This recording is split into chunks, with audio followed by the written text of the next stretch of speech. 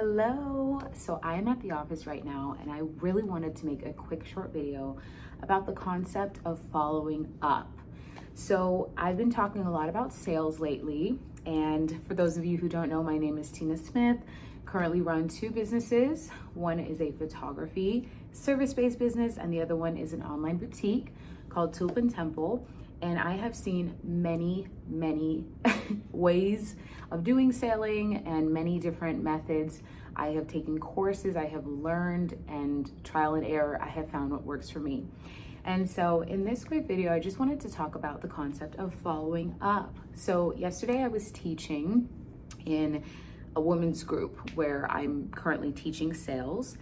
And the concept of following up is something that I see that people completely just run from, don't think about, or don't want to come off as sleazy or pushy.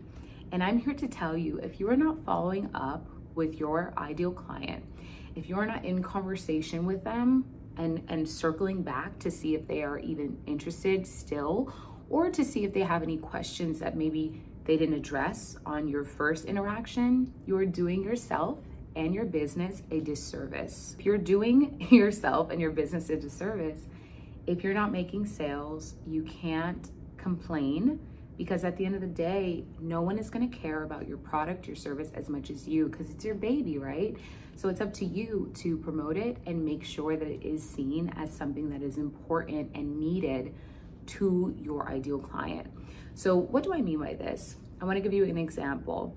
Recently, I was a part of a women's, circle where it was about meditation and womanhood and getting connected in sisterhood bonding.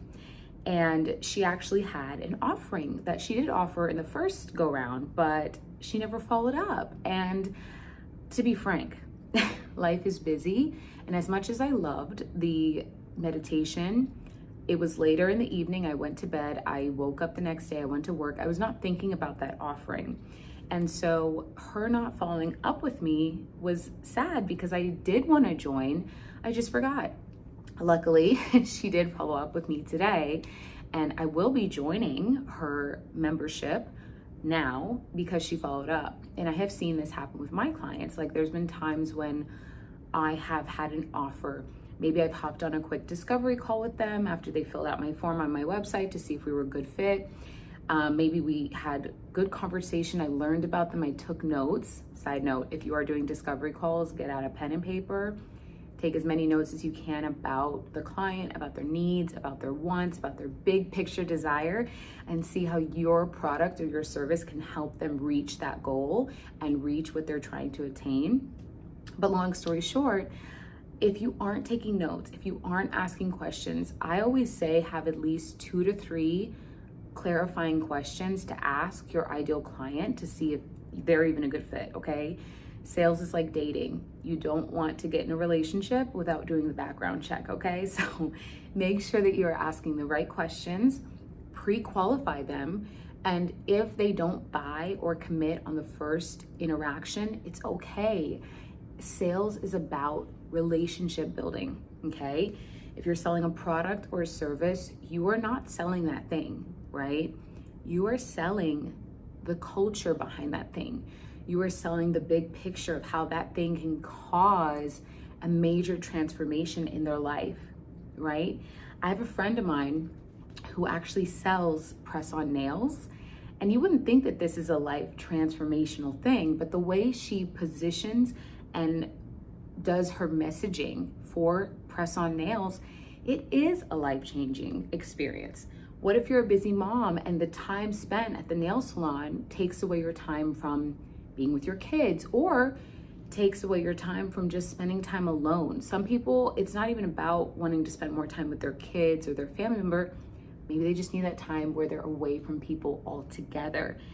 And so that's how she positions it. So it's important for you to get into conversation, to actually ask and have a good conversation with each client, because everyone is individual, right? You can't think that everybody's idea or their dominant buying motive is going to be the same as the next person. So whether you're scheduling discovery calls, whether you are sending DMs in Instagram as a voice memo just to say, hey, I'm following up. I saw that you were interested. Let's hop on a call. Or if you have any follow-up questions, please ask me. I'm here to help. I'm here to shine a light, because a lot of the times when we have our own product or our own service, we know what it can do. We know how awesome it is, but not everybody does see it the way that we do. But that's where it's our job as the expert, as the business owner, as the promoter, to make sure that we are touching every key point, every concern. We are touching every dominant buying motive. That could be peace of mind. That could be freedom, more time, more money, whatever those things look like, more conversions. It's going to be different for everybody. And so it's important for you to not write off everyone that doesn't buy right away as they're not interested. They may be busy. They need you to follow up. And I encourage you, even if it's as simple as a spreadsheet that you can, type in their first, last name and their phone number and a few notes that were key takeaways from your conversations with them, that will help you tremendously. And for me, when it comes to follow-up sequences, I've done sales from working at a European wax center to a massage envy. It was all about sales, all the way to my photography business. If you don't close right then, follow up the next day. Get it while it's hot. And if they're not interested, that's okay. Follow up 4 days later. And if they're not interested, follow up again at least a week later.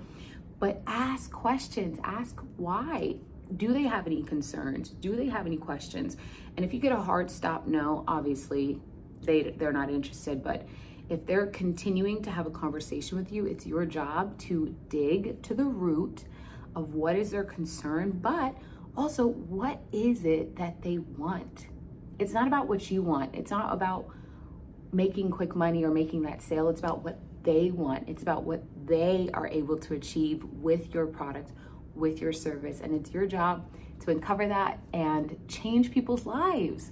To me, sales is all about changing people's lives, making a difference, and you can do that. If you have something in your heart that you have brought to reality, whether that's a product or a service, you're here to impact people's life for the better, and it's up to you to persuade them to make the right decision for that moment in their life and to guide them towards your offering. So I hope this video helps you. Get out there, follow up. At least one or two people, okay, that you've been in conversation with, whether that's in DMs, comments, family members, whatever. Reach out to them, see if they remember you. Share all the goodies and ask questions. Do not run away from asking questions. When it starts to feel sleazy, when it starts to feel weird, that's because you are taking the humanity out of the process. Don't lose that. Lean in, show interest, and make an impact, okay? Awesome, guys. I hope this video helps you. And if you have any questions on follow-up sequences, or anything that I discussed, please leave a comment below. Until next time.